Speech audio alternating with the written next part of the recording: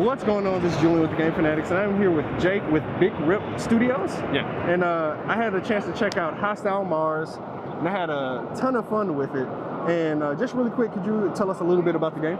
Yeah, so it's a third-person base builder tower defense game that focuses on automating a lot of the resource gathering and ammunition production, and then building the base around tunnels for enemies to go over, traps and turrets and different things. So it's really focused on item progression, like some of the other open world survival craft games that you would find. Okay, cool. And you called it a tower defense game, but it has like a third person over the shoulder view. What made you go with that style versus like your traditional tower defense?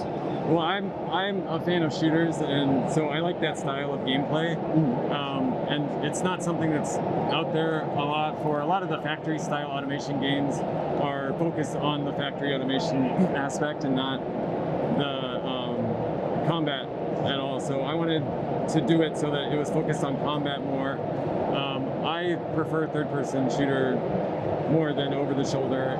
The building, when the player builds, though, it does pop the camera up to a top-down, so it's more like a SimCity style building, which makes building easier because third-person obviously isn't the ideal perspective for a base-building game.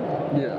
But yeah, mostly because I wanted it to be focused on combat, and it's something that you haven't really seen before, a third-person base builder automation game. Really cool. And will there be any type of like PvP modes in this game, or are you still kind of working that out? There will be co-op, 4-player co-op. PvP is like something that I'm thinking about, a good way to do that, because I'm a big fan of PvP games too. But right now there's no plans for PvP, just co-op. Okay. And kind of last question, or kind of last thing I'm going to say. Yesterday you mentioned that pretty much you made this game by yourself, you outsourced a few things. How has that process been, making a game, to me, this kind of like this, that looks this good, that's this big, and what kind of tools do you use to kind of get that done? Yeah, so it's been a long process. It's been about 3.5 years. I haven't shown a lot of the game yet, but this is really the first time I'm opening it to public, but it's been a process of shifting a lot. I've gone through a lot of playtesting. It's completely different than the game that it started out to be. I'm a big believer that anybody can make a good game if they take the feedback and apply it appropriately. And so it's been a hard road because I've been sitting by myself programming, and you know, the isolation kind of isn't great over years and years, but definitely understand that. But my wife's been super supportive, so that's been amazing. And then you asked about the tools that I use.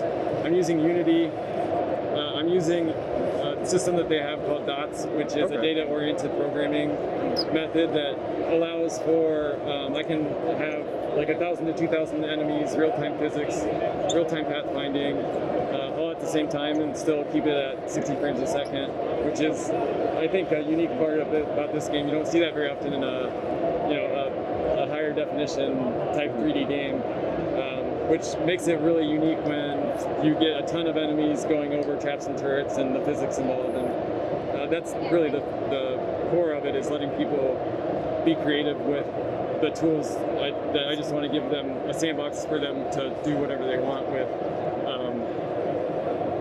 traps and turrets. Yeah. So great. So actually, I lied. One last question.